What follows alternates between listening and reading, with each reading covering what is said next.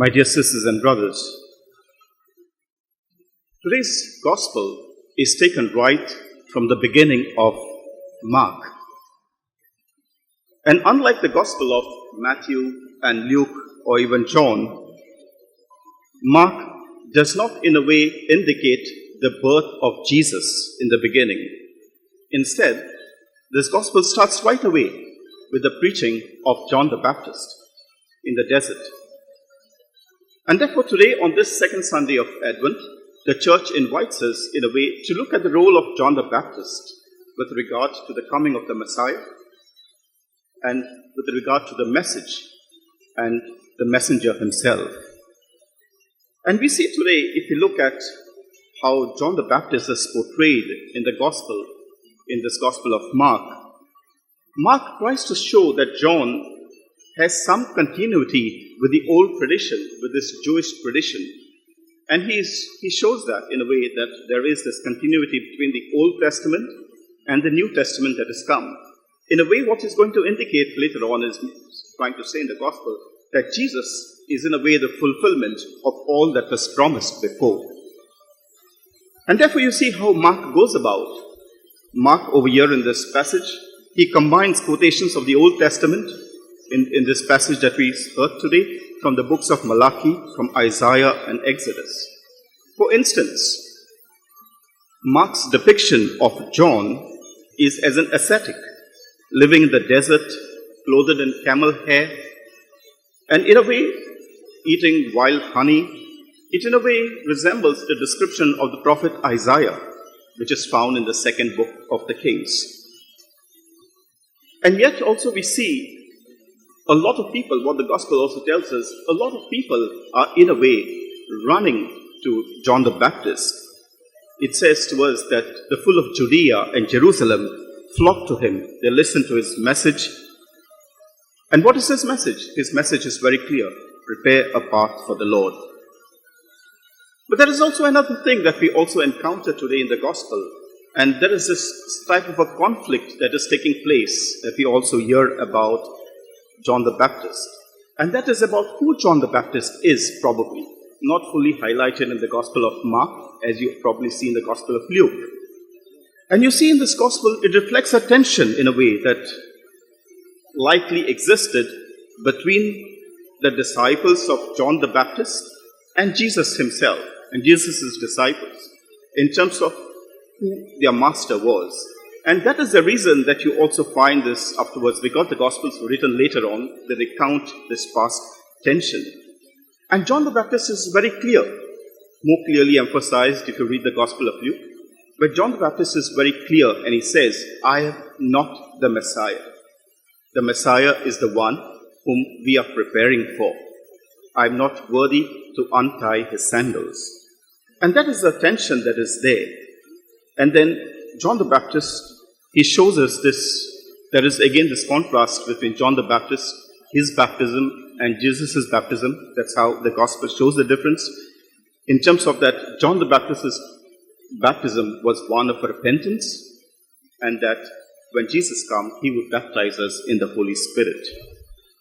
And this is the prophet today that we are given to encounter for today's gospel, in today's gospel, about this person of John the Baptist. But was his message new in that sense? John the Baptist was also carrying something that was repeated in the past, as we hear also in the book of Isaiah, from the prophet Isaiah. As prophet Isaiah says today, a voice cries out in the desert, prepare the way for the Lord, make straight his paths. And yet it also tells us about who this Lord is that will come. That this Lord who comes, the prophet Isaiah says, will be like a shepherd king, who feeds his flock. In his arms he gathers his lambs, carrying them in his bosom and leading the ewes with care. And we get a portrait of our Messiah already in the book of Isaiah, which later on John the Baptist will also repeat. Later on, we see this also in the second reading today. We see in the second reading this portrait of a community that is preparing. In Isaiah was a community that was awaiting the Messiah. Peter over here in the second reading, in his second letter, he depicts a community that has already witnessed the Messiah, but now they await his second coming. And that, my sisters and brothers, reflects us. In a way, we already know of a Messiah who has come at his birth, and we now, in a way, celebrate this memorial of his first coming, but we also await his second coming. And Advent, in a way, also enables us to prepare for that second coming. And Peter tells this community, how do you wait? How do you wait for the Lord?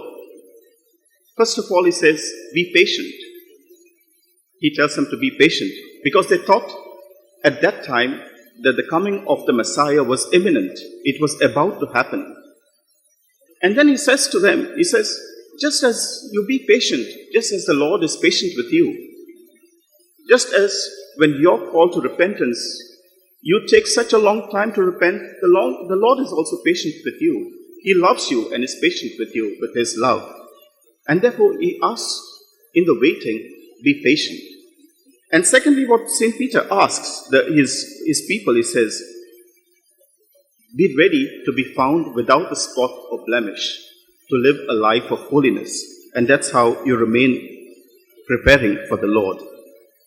And again, when we go again to the Gospel, as we already heard, we hear that John the Baptist proclaiming this repentance, inviting people. And what the Gospel tells us, that people did listen to his voice, to John the Baptist's voice. They all came, they acknowledged their sins, and many of them came and be baptized. In a way, they prepared for the Lord.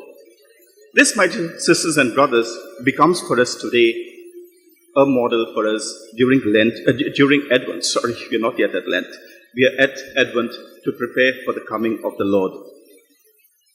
In a way, we are invited to follow the message, but we also given a messenger who lived with humility, first of all, in a way that he acknowledged who he was, who knew who his God was, who he was following. And that is something that then we can ask, what is our role in that sense? Who are we as messengers of Christ? Do we also have this part of humility? To what extent do we also reflect Christ? And to what extent we also become the message? We look at people who are models of holiness in the world, in the church, who have gone, for example. You can look at the lives of saints, but you can look also at people among us who also reflect this holiness. And you can see that among our brothers and sisters who are alive today, you can spot models of holiness, not only among the saints, but also among us, that there are people who you can identify and say, yes, this man, this woman seems to be a holy person. And then you can say that this person, in a way, becomes a model of holiness. The person not only becomes the message, he not only depicts the message, but also becomes the message. And you can see that with the life of saints, for example. You can look at Mother Teresa, not someone who lived far, far back in time, but in our own living memory, who in a way not only preached something, but lived it. And that is what John the Baptist today invites us, not only to become the messenger, but also to be the message. And today, during the second Sunday of Advent, it tells us straight, it gives us a mission, prepare the way of the Lord. It tells us, in a way, go and prepare the way of the Lord. What would be a way that we could prepare this in our families, maybe? That's a question that we could take home for our reflection today. How could we become a message to people around us, maybe in our own offices or school, or places we work, or where we are just at home with our neighbors? That is a question that John the Baptist will leave us with today. How do we become the messenger and become the message itself? Amen.